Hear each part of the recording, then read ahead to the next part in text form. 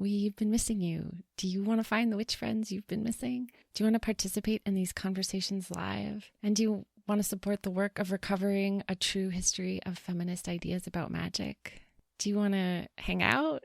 Do you want an invite to Zoom together with Amy and myself every new moon, along with our hilarious, diverse, wise, queer, creative, anti-racist, science, and awe-loving coven? You must join the Missing Witches Patreon. It's pay what you can, and we can't wait to meet you there. Patreon.com/missingwitches. You aren't being a proper woman, therefore you must be a witch. Be a witch. Be a witch. Be a witch. Be a witch. Be a witch. You must be a witch. Hello, hello. There's witches everywhere. Welcome home to the Missing Witches podcast. Welcome witches, welcome astrologers, welcome coven mates, welcome stars, and late nights up with your kid, and heartbreaks. Welcome all these things that we carry with us. Welcome the things that lead us with love. And welcome chats with new friends and getting to learn a whole bunch of new stuff. And welcome to the brilliant and glowing, you can't see her, but I can, Debra Silverman. Am I glowing? Mm-hmm. Yeah, you got a shiny glow.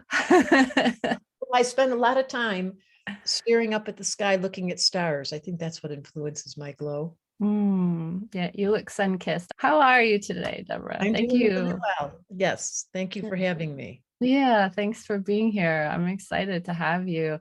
I was really excited when I was digging into your work. My parents are psychologists, and I spend a lot of time talking with them about this strange intersection, between their research and their work, and then all this reading and writing and interviewing I get to do, and worrying about magical thinking and how do we kind of stay grounded, and how do we celebrate reason but also look to the stars. And I find it so delightful and joyful that you've dedicated your life to this intersection. Can you tell us about that a little bit? I dedicated my whole life. I spent my entire life with the desire and passion to bridge psychology and astrology. Yeah.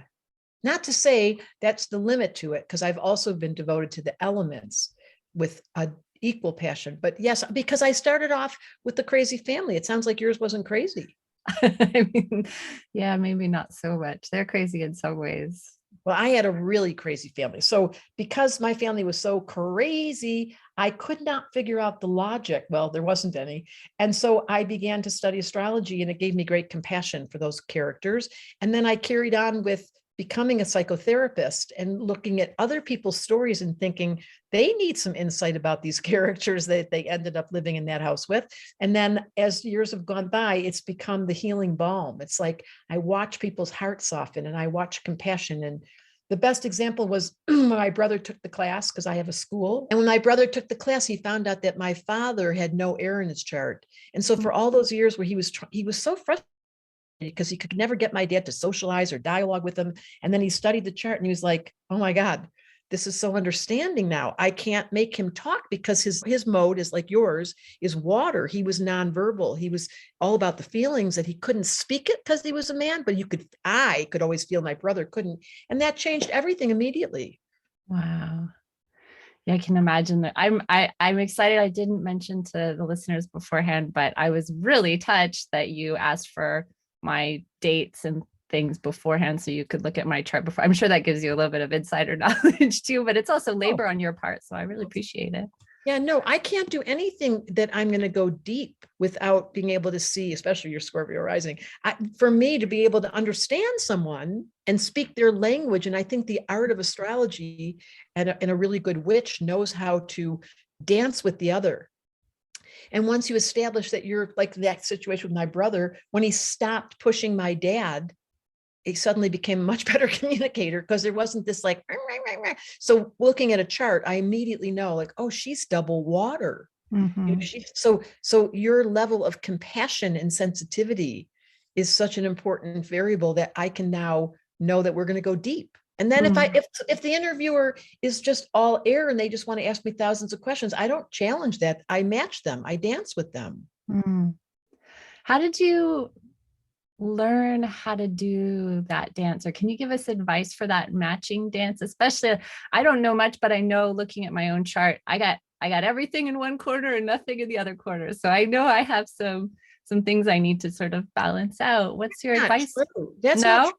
Your chart is so versatile. Oh, I'm not good at astrology, Deborah. I'm going to take all your classes. Yeah, your chart actually has the indication of someone that can multitask. Mm, Isn't that true? yes.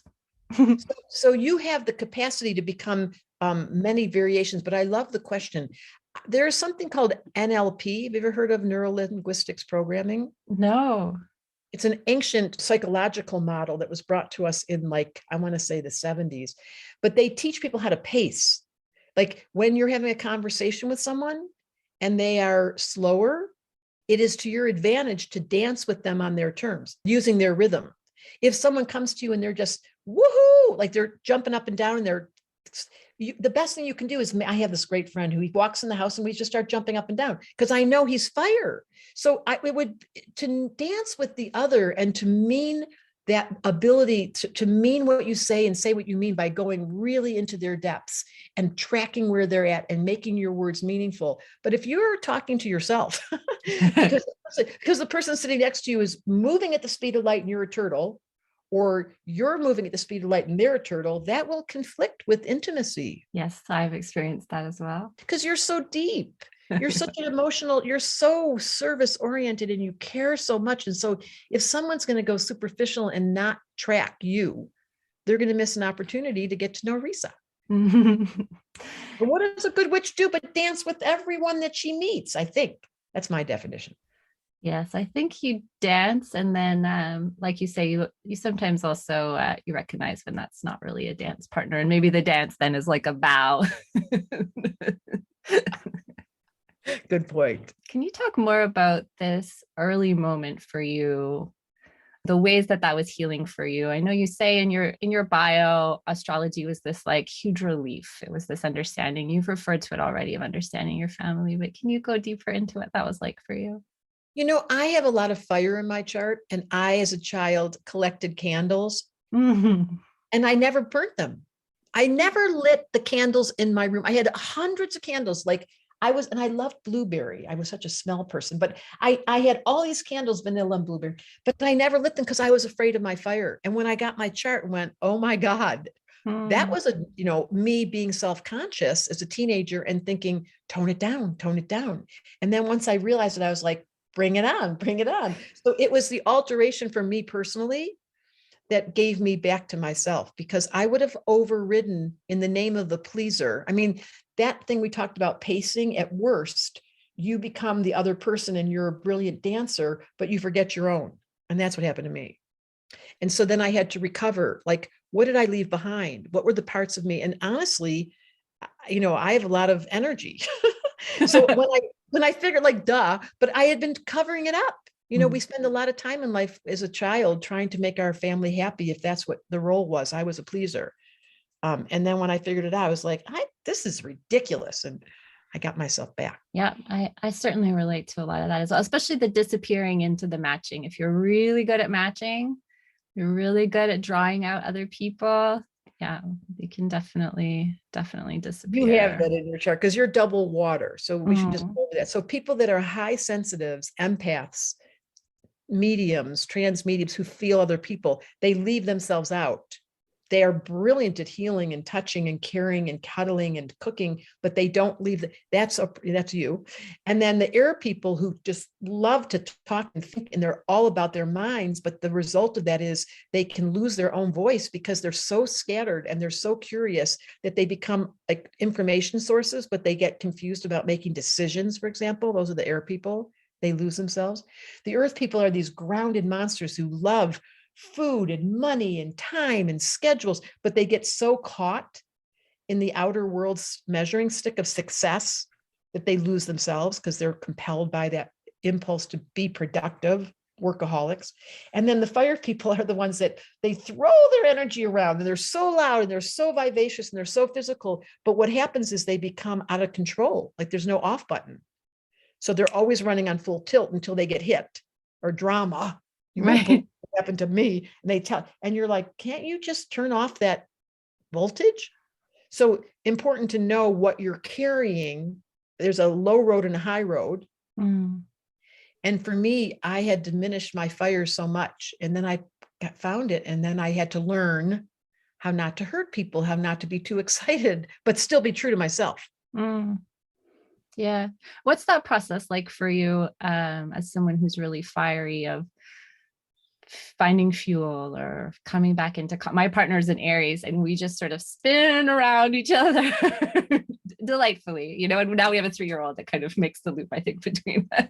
It's such a great example because you're double water and he's fire. I'm sure he's triple fire. I don't know his chart, but I think it's all fire. And that's what always happens. It's so classical when somebody's missing an element. And I've written a book called The Missing Element. I don't know if you knew about that. Yeah. But you are missing fire. You don't have fire in your chart. Mm. You only have one, and we call that a singleton. So it's like having none.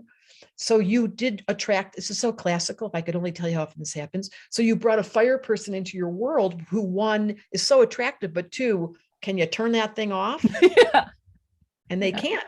So then the beauty is it's classical that the missing element shows up in your partner. At first, it's the best thing ever. And eventually it's like, wow, we don't have the same nature at all. And this is where astrology comes in. Like, don't try changing people because that doesn't work.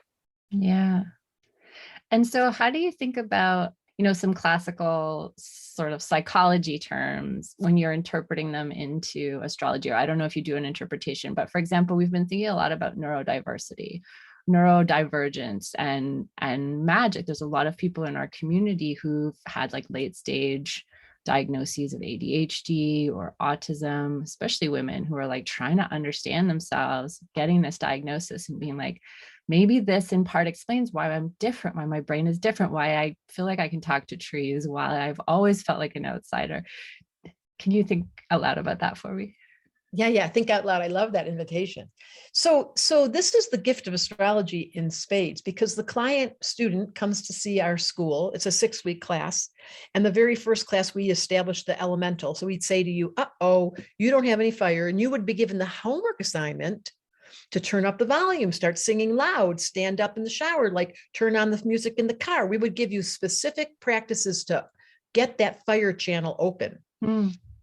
Now, with diagnosis, as you described, those personalities, it's kind of obvious looking at a chart when there's conflict into someone's Mercury, for example. They've got a square to their Mercury, and their mental constructs are here to do a different thing than we are. I don't know why we diagnose it with good or bad. It's just they are different. And that's the essence of astrology. So I was diagnosed as a kid with a learning disability. Well, they didn't know it because I'm old. I'm like headed towards 70. You can't tell by looking. You absolutely could not. But when I was young, they had no such term as learning disabilities. And I could not figure it out till many years till I got to university. And I felt so self-conscious. Now, if they would have told me, your Mercury's in Taurus, so my mind, Mercury, is in Earth, and it requires slowing down and repeating things. Well, then I would have done so well at school. Just say it 6 times and then I'll remember. And then I'll be the one that never forgets it. But if you go fast and my little Mercury, you'll tell me something's wrong with me. Well, I can see it in the chart. Nothing was wrong. I just learn experientially. I have to touch it, eat it, smell it, taste it. And then I learn it and I never forget it. But I had a real problem in school because while the teacher was talking, my little Gemini raising her hand, asking, they thought I was so smart. Then the test would come and I'd be like, it didn't stick. None of that stayed in my head. I needed to repeat it. And when I finally figured it out, school got way easier. But it took me, listen, I learned the diagnosis of my challenging brain long after the school was, they called me, one teacher told me I was dumb. That stayed. That's the kind of stuff that we do in a class of astrology is, you mean my Mercury's in Taurus and it wasn't dumb, it was thorough and it required deep listening and repetition. That doesn't sound dumb. That sounds really profound. Can you give some other examples of what Mercury in different placements might, how that might affect? Yes. So let's just do it right with what I showed you. So if your mind is in a water sign, which by the way you have, that means that your thought process is emotional. Now you have a crazy memory for emotional content. Like I was wearing a pink dress the day my brother hit me. I was standing right in the corner, like, what? But if I say to you, if I ask you a question about something that you can't remember because you weren't emotionally vested, it would slip out like a bar of soap. Like, I don't remember a thing you said. So your memory is based in memory of emotional content. When Mercury is in water, it's not logic, it's feeling that your mind operates with. Mhm. That would be Cancer, Scorpio, or Pisces, Mercury. If your Mercury is in air, Gemini, Libra, or Aquarius, your mind is so much faster than ours, and you collect so much information, and you get so bored with us going so slow that you just talk over us. And you have so many more ideas that when it comes time to make a decision, you can't. So you don't make decisions. You're the person that says, I don't know what we're having for dinner yet, or if I'm going to go with you. Wait till the end of the day. Like, what? Can't you decide? Nope. The water person goes, oh, I so want to be with you. I'll make my whole schedule around you. I've made the plans for everyone, but don't let me step on your toes. No, that was it. You just did it. Yeah. And the Mercury in air just changes her mind and forgets that she put her phone down somewhere and can't find it. And then Mercury and Earth, as I described, Taurus, Virgo, Capricorn, they want systems. Like, you make a schedule with me and don't you dare change it. If you're going to change it, you would better let me know at least 5 hours before. And by the way, I don't like when you change it. Right. So I'm going to have my little checklist. I get off on the checklist and I will do everything on my list. And the air person's going, where did I put that list? And the water person's going, oh no, I have the list. I can help you. Yeah. Yeah. And I then- made a list for me, and I maybe made a one for list you. for you. And So- yours is a poem. It's so cute. Yes, that's the poem, the Mercury and water. And Mercury and fire is, these are the psychics. These are the witches that just go blah. Like, they have no filter, and their mental body comes out with one-liners. And sometimes it's psychic. They just know things because it's so impulsive. And their voice is louder than the rest. Like, there's no volume. Like, when Mercury is in fire is Aries, Leo, Sag, and they talk so loud, I always know it's them. There's like a volume knob on them, but they are so much louder and so excited. You're like, oh my God, they can't help it. And so you've been doing this practice many decades. You've taught many people. You've helped many people find out this information about themselves. Like, that must be deeply comforting. Like, what a gift every time. Is it? It feels like it would be. I think it's my most, like, it's like I feel so full, because every time level 1 finishes, and we have hundreds of students that come, there's only 10 people in a class. It's an intimate class, and you study your own chart. So it's not like a vague, I don't like theory because my Mercury is in Earth. Now, I want to teach people how to catch the fish, skin the fish, identify the fish. It's very practical. Yeah, sorry, my partner has my 3-year-old. And he's on fire, so he's loud. It's not his fault. He's literally tending the fire and yelling. Don't you dare take that out. That's got to be in this interview. I promise to leave it. I promise to leave it. So all of these personalities, it's the gift I have this life, is all these personalities come back to me after they finish level 1, and they say things like, you changed my life. I have had husbands write me notes and say, my wife is back. Oh. She was depressed. She'd lost her chi. She stopped making love to me, and you gave her back her chi, her fire, her air, her earth, her water. And yes, it's the most satisfying. I always say this, but it sounds bad. But witches understand this. If I die tomorrow, today's a good day to die, is one of my mantras that most people, but you're Scorpio, you get it. Yeah. I would feel very fulfilled. I have done my job. I have watched thousands of people come home to themselves. Yeah, what an incredible gift. And all I did, what I did, Reese, it's so crazy. At the sweet age of, I want to say like 20, I became a professional astrologer, and all I did was just get so passionate. I'm so in love with astrology, and it's never diminished. So I was going to ask you, we have members of our coven who are starting out with their business, tarot, astrology, struggling, and like sometimes like young, queer, Black, neurodivergent, like, people coming from a marginalized space, financial stresses, who are like, God, I fucking want this to work and I don't know how to make it work. Can you think a lot about that? Can you give us some advice? Here's what I did. This is what I did. And I really appreciate that, because that's a particular category that requires extra love, because once again, they're separated. Just like in astrology, there's certain signs that get separated. It's also true with our color of our skin and our thought process. The simple version is, my answer is, give away as many free readings as you can. Get obsessed with giving it away. There's a law in this universe. I assume everyone knows this, but maybe they don't. If you keep giving out, there's a law. It will come back. Now, it will feel exhausting if you overdo your own capacity, but I brought the neighbors in when I was little into my room to do tarot readings. I brought everybody. I did every single human's chart I could find. Now that's my fire. So I was a little obsessed, but don't stop. And you can say, let's do a barter. Let's do a trade. You pay me whatever you feel like this is worth when we're done. So I don't mean free as in nothing comes back. Like I used to ask people, bring me a gift. So there's a natural exchange. This is a law, but just keep giving out sessions so you refine the skill, because astrology and the tarot, which is one of my deepest passions, takes years and years and years. That's really powerful advice. Really powerful. I've definitely experienced that even in the last month, just like investing in other people's projects and 3 days later a check in the mail for something unexpected. It's really true. Yeah. And giving is the gift of the soul. The reason why we come to this planet, if anyone's wondering why you're here, it's one, to evolve your soul. Like you keep incarnating again and again and again to become your authentic self. So the sooner you learn astrology and who you are, that's the fast track. And the second is to serve. I have this friend that has this quote he made up. You know why we live forever? Because it takes that long to say thank you. Yeah, I feel that. He's Cancer rising. And he's double water like you. He has the most beautiful one-liners. If you can't handle what's in the here and now, don't worry. You can try again later. Don't worry. Here's another question, and this is in part inspired by our community here too. Thinking about astrology, psychology, mind-body stuff, the impact of our stars or our psychology, our mental state, and our body, our lived experience. Thinking about like chronic illness. People, I mean, I myself, many people, especially in this like kind of environmentally fucked world, many of us living with chronic illness.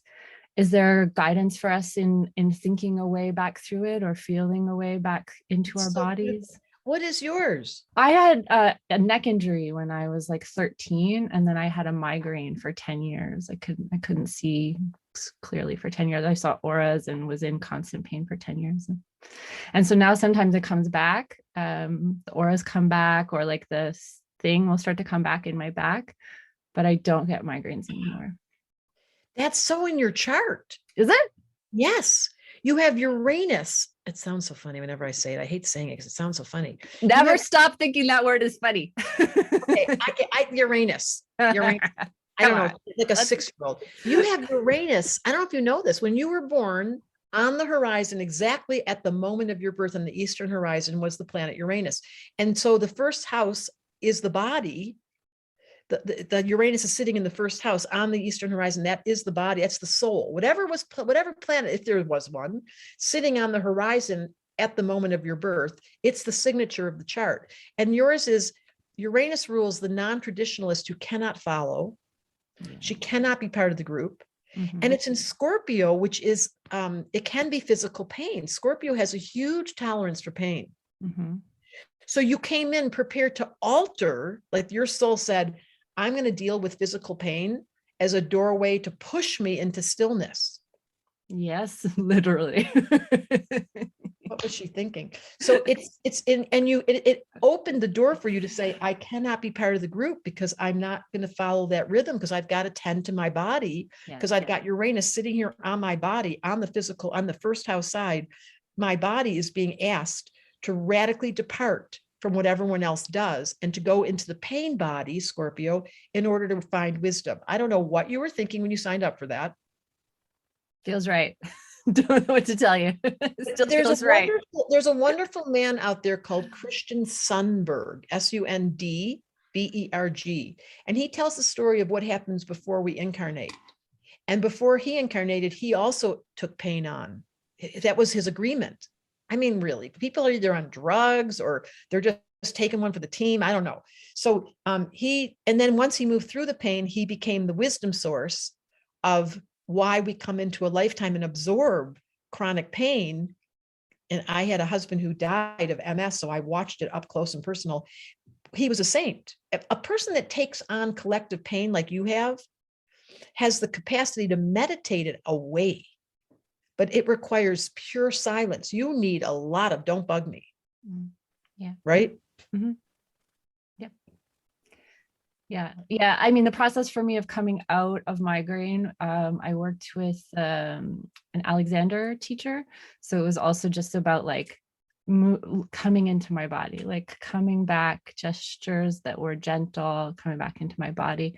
And now maintaining it is definitely like wall of silence, spaces of silence. Oh, that's so beautiful. I loved the imagery of the body moving slowly in a wall of silence. And no, it's not for all Scorpios. This is specific to a planet conjunct the ascendant. Scorpio rising, to general terms, you could easily say they will suffer from physical symptoms in order, listen to me, ready? Scorpio will destroy the ego in the pursuit of its soul. It's the only sign that will kill itself before the attacker comes to get them. Their tail will kill itself. So they have a very high level of intensity. This is you. And that includes pain down here on earth. And then the high road of that is, to your point, shh, let me do gentle. And then you master that. And then that's a heavy path. That is Scorpio rising. Did you not know that Scorpio risings use pain as the doorway? No. No, I didn't know that. That makes sense though. And you're a soul who took on a lot of karma, because you can't, with the sun, your sun is in the 8th house. You can write this down, astrology students. Whatever house the sun is in is the most important house in the zodiac. You'll learn this in my level 1 class. And you have sun in the house of Scorpio. You probably didn't know that. No. So not only are you Scorpio rising, but you have sun in the house of Scorpio. And so this now explains that this person did not do a beige life. You're like, give it to me, I can handle it. I can handle all of it. Let's see how intense you can put me into that small space, which is what migraines do, and see if I can find the door out. Yeah, it's so funny. I often have like a story about my life that people are like, what the It's so Scorpio. Yeah. I happen to love them. I'm in love with it because people, one, get a bad rap, but in the system I teach, which is esoteric astrology, Scorpio is one of the very top, highest evolved signs, because you come down here to eat pain. People have a misnomer, and I think witches know this. We suffer to come in the soil of pain is where wisdom grows. We suffer to find wisdom. I mean, I don't know who made it up. I don't agree with it, but it's too late now. That's how it goes down here. So if suffering becomes the door to joy, eventually, then eat the poison and turn it into colors. That's what the peacock does. The peacock eats poison off of the tree and it turns it into neon colors. That's what Scorpios do. They eat poison and turn them into beauty. I have one more question about my own chart, and then I'd love to give the folks here an opportunity to ask you questions. I can hear my kid. I had another astrologer tell me once that something about family was in a place that had to do with death, so that people in my family would have to encounter death or face death or something like this. And we were at the hospital again last night. My daughter has an anaphylactic allergy to bovine protein. So it's like butter, margarine, milk, meat. So it sneaks in kind of everywhere. And it crops up in things that, anyway. So what happens to her? She can't breathe? Yeah, she goes into anaphylactic shock. Yeah. Oh my God. So Scorpio. She didn't last night. She didn't go into anaphylactic shock last night. Thank goodness. We're doing desensitization. So she takes a teeny bit every day and we increase it every month. And she had her regular amount yesterday, but if her immune system is down, I guess she was getting a cold and we didn't know. If her immune system is down, then she'll react to amounts that were previously okay. So she just got all swollen and wheezy and yeah. This is so you. You're built for intensity. And I wouldn't say death. That's way too strong. I would say what I think she's talking about, it's hard to point at what she's aiming at, but I can see that you're a crisis management person. I'd have you in crisis anywhere. You are built to come into the calm when there's stress. Yeah, that's true. Yeah, we leave these things and my husband is weeping. We leave the hospital, my husband's weeping and he's like, "Are you gonna be okay?" I was like, I mean, yeah. I don't know. I'll find a time to cry about it. A week from now, it'll seem unrelated. Exactly right. Good catch. That is so you. So funny. Okay, well, I'm glad you don't see like death looming in my Oh, look, see, chart that's of children or something. for astrology police. Like there'd be a little astrology witch that would come to the person's house and say, "Do not say that to anyone. That is not okay." That's not true. Mm, It's yeah. true that you are fearless in the face of deep pain, sorrow, death. You would be a doula. You'd be a great doula. My sister's a doula.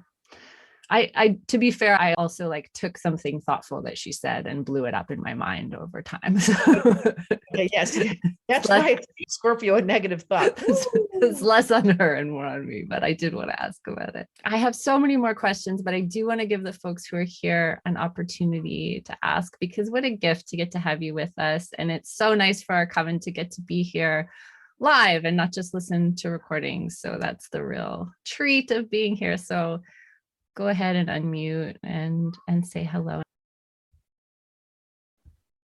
Go ahead. Hi. Cassandra, isn't that the name of a witch? And no one listens to Cassandra. Well, isn't that the story of too many women? So I have a Leo sun and an Aquarius moon, and my oldest is a Leo and my youngest is an Aquarius. Do you have any like hot takes on that? First of all, did you know you were born under a full moon?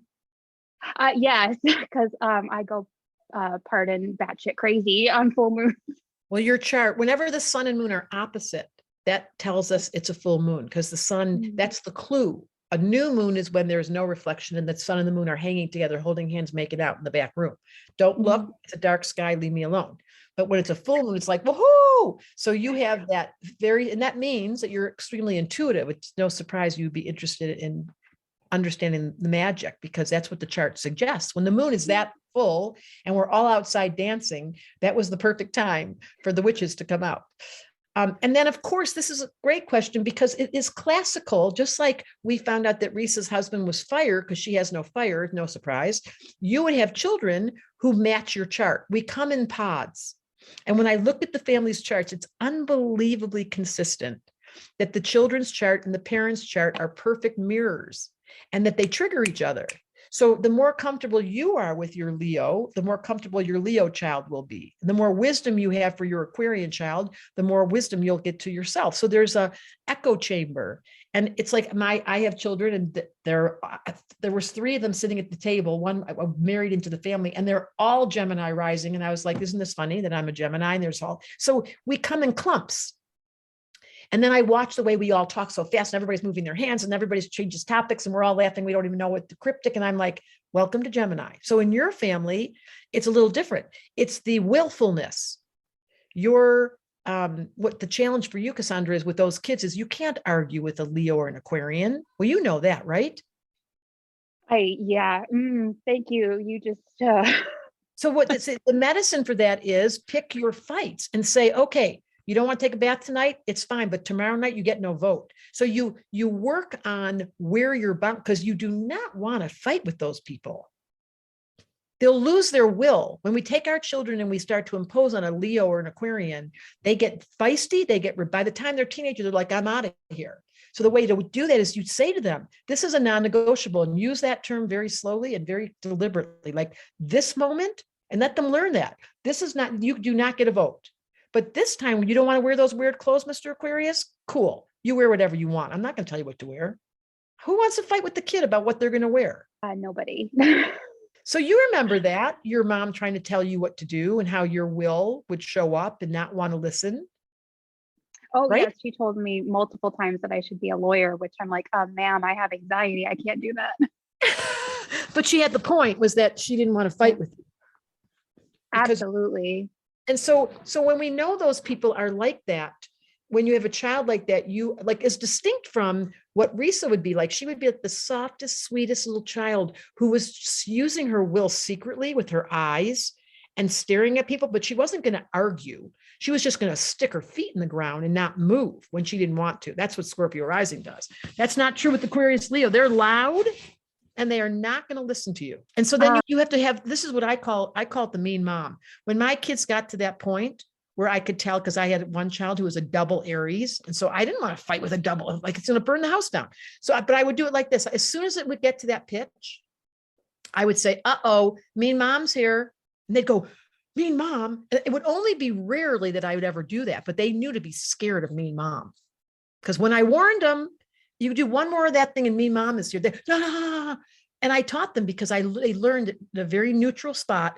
I'm going to use my voice and you're going to hear me. And I scared the shit out of them. And then they learned they never had to have mean mom. If they would, when I reached that pitch, when the kid gets that willful, you get to either say, I surrender. And they love when you do that. Or you get to call out mean mom. But warn them, stay awake, because that's two willful kids. Thank you. You just gave me very, very many affirmations to how I've been feeling. So thank you. I appreciate you. What an interesting thing to notice over the years, that reflection between parents and kids. I mean, that so speaks to what so many of us know, that our kids are there to bring out the thing that we needed challenging on, but to see it even reflected in charts is so interesting. And so what happens, to your point, Risa, is a mom like you would end up with a fire kid because she has no fire. And then you're like, I don't know how to do this. Well, that kid's going to teach you. Yeah, she's like Libra. And then she has like Scorpio all throughout her chart. She's got no surprise. See my point? Yeah, 7 different kinds of Scorpio. I was like, I'm in for this. I was looking at her chart like, oh, okay. And she gets like, she's summoning her rage, you know. And good for you. So then your willingness to be comfortable with it is you get to say, this is what I do with kids. You echo it and you go, whoa, you look angry. Don't say stop being angry to a Scorpio. That just makes them pissed off. Or Totally. to a Leo. How do you get a Leo pissed off? Tell them to stop being loud. Tone it down. No, you tone it down. So you just raise your voice and match the kid. Or if it's the Scorpio kid, you say, I really see your anger right now. And by the way, you may have to go in your room because this is more than I can handle. But you don't dismiss it. You don't diminish it. You name it. I call it tagging with kids. You tag what they're doing, you name it. Yes. And then you give them a vote. Yeah. Yeah. We did this just the other day. Yeah. She stormed off with kept checking back to make sure my parents were following her, but she stormed off down the street. I'm going to the park. Parents just don't understand. Storming. You don't understand. Storming, but then like checking to make sure someone was with her, I came to get her and she was like, kind of agreed to leave the park, got into my arms, but then looked at me with like, she's like, do you see my face? Do you see my face? I'm like, what's that face? She's like, I'm so angry. I'm like, gosh, you are so angry.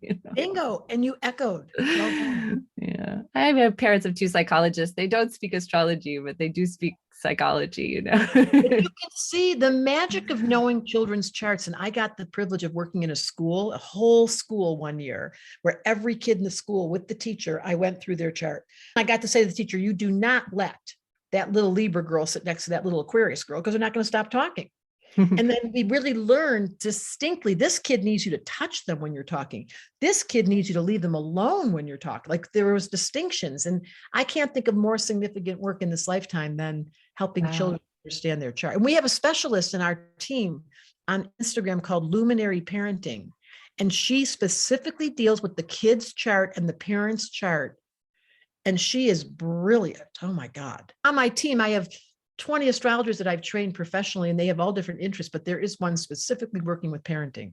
That's so powerful and so awesome. Can you tell us more? So registration will open again in September, I think, for the school. Right. Yes, September and January, the 2 times. That's only when we have the school open. There is a immersion coming up that's going to happen before it opens in September, where I meet with everyone for 10 days and we do meditations and prayers and we do all kinds of magic. But you want to get on the waiting list, you just go to my website, Debra. It's 3 words, Debra Silverman Astrology, Debra. And the school starts twice a year, and there's about 600 students that show up. We can only do that many, so there's a wait list. And people finish level 1 and they really remember who they are. And you can study your kids during the class, because that, I think that's the most important thing in the whole world, is think of how different I would have been if my mom would have understood I had fire. God. And then the school goes on in levels and people can actually take this training to I'm an astrologer, yeah. become astrologers, right? Yeah. So level 1 is just a personal transformation where you really study your own chart. Level 2 is the technology of how to do a reading. You actually get the how-to, and we give you a client, your first client, so you can get the ball rolling. And level 3 is with me or one of my advanced astrologers. And then you do readings in front of us and we teach you the skill. And then if you're really keen, well, you can, by the end of level 2, you can start doing readings and get paid.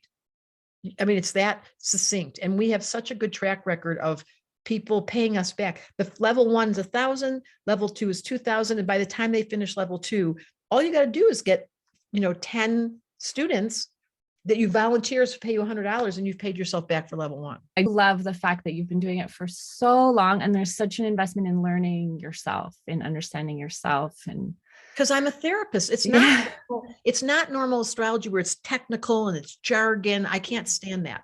They start talking about all this stuff and you're like, I don't know what she just said. But if I can simplify and say, look, Uranus is sitting on, sounds so funny, on your ascendant, on your body this lifetime. So you're going to deal with radical entrance into the pain body, and then the beauty of stillness and silence taking you out of the pain body. Yeah.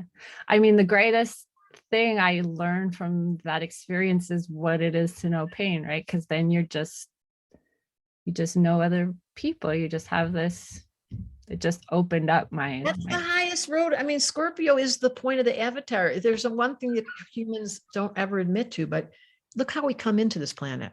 Our mom is screaming and yelling. Yeah. Hello. Anyone that's given birth goes like, who made that up? But that's how it goes down here. It's ow, ow, ow, ow, ow, yum. Mm-hmm. Like I tell people, when people are making love, you can't tell if it's fun or painful. Like, what are those sounds? Yeah. Yeah. That was a funny image. Gotcha. You went right from the one to the next too. I had them blurred in my mind. I love it. So something we often ask at the end of an interview, and I think I have you for maybe 5 more minutes, is what is a ritual or a practice, something that's helping you right now?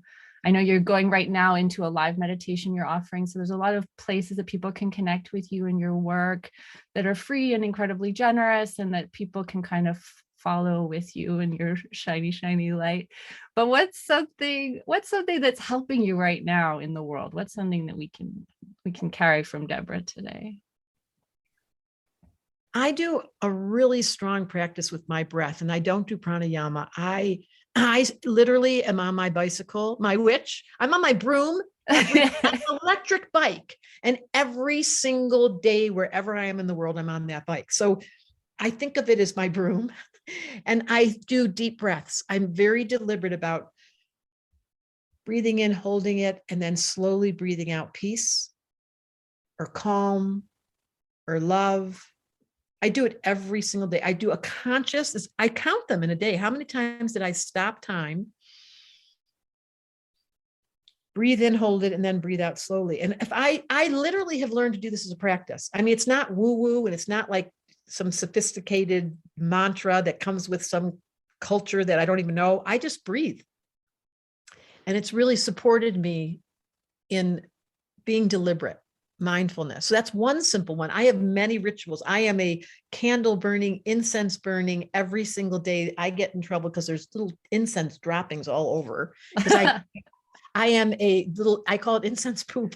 I am a ritualistic monster because I remember the temples that I came from, and I didn't get this lifetime, this gift of astrology, without having spent lifetimes inside of a temple. So that has carried through with me. And that means, cleanliness. I didn't understand this till I got older. Earth, was missing. My element was earth. So I've created ritualistic, repetitive. I have my favorite smells. I have my favorite candles. I have my favorite routes that I'm like a broken record. Everyone knows where I am because I go in circles, but it's given me the gift of calm. And taking deep breaths is my very favorite one. Thanks for that. We are definitely big fans of the practical magic. Because your moon's in Virgo. 4 planets in the 10th house of being a professional. You can't stand fake. That's true. Except when I wasn't fake, but I definitely wrote it out in the corporate world for quite a while. That's what you had to learn. Yeah. Oh my gosh. You are just a delight to talk to. Thank you so much for your time. It's really such a pleasure. I sort of wish this was video recorded so people could just see your beaming. So funny. I think I ate the sun when I was little. Yeah. You've got that fire thing, but not that fire thing where it's like, whoa, turn it down, lady. I need a break. I know. You know what? You're so sensitive. And it is a problem with all my fire. I've had to learn this lifetime that not everybody can handle the sun that I ate. Yeah. On their sunglasses and move a little back a little bit. I used to take it personally, get my feelings hurt. And then I realized there's some of my friends who are fire who just think I'm cute and little. Yeah. What a also interesting gift, just the focus on the elements. I think I knew that was there in astrology, but to have that as just this core touchstone, these 4 things to look at will help me. And that's witchcraft. That's the book I wrote, The Missing Element, which is subtitled Compassion for the Human Condition. You learn about the 4 elements right off the top. It's a very simple book. You take a test in the 2nd chapter and you figure out your missing element, and then you go read about it. And I pretend there's 4 wheels in a car, like 4 elements. One of those elements goes down and you can't drive. So you want to have water, air, earth, and fire. And that's the whole my system that stands out. The very beginning of everything I do starts with the honoring of the 4 directions. Yeah, us too. Yeah. I mean, you call yourself whatever you like, but you were in the pantheon of witches I was missing, certainly. So it's a real pleasure to meet you. I'm so happy. Thank you so much. Thank you for your time. I can't wait to share this episode and share all your work with our listeners. Thank you again. Be safe. Blessed fucking be. Just look up and just remember the faith that you have. The sun will come up tomorrow and the moon is moving through the sky and it's completely dependable. And while this world, said the elder, gets scarier and scarier, you can trust that there is a design. Every astrologer knows that. Perfectly organized by an intelligence we cannot understand. And I don't think they can understand us either. I just made that up. All right. I'm spinning open the circle. Go and find Debra's meditations and books and work. Find each other, support each other, find your missing elements. If you're like me, let's go turn up some fucking music and yell real loud and find our fire again. All right, my loves, my friends, my witches, my wise ones. Blessed fucking be. You must be a witch. Here are a couple tiny, quick, free things that you could do right now to help the Missing Witches Project stay afloat and grow. The old rate, review, and subscribe to this podcast on Apple or wherever you listen. Honestly, truly, it helps so much. And even better, share it with a friend. Share it with someone who might love it. Let's weave this web together and gather all our kin. Thanks, and blessed fucking be.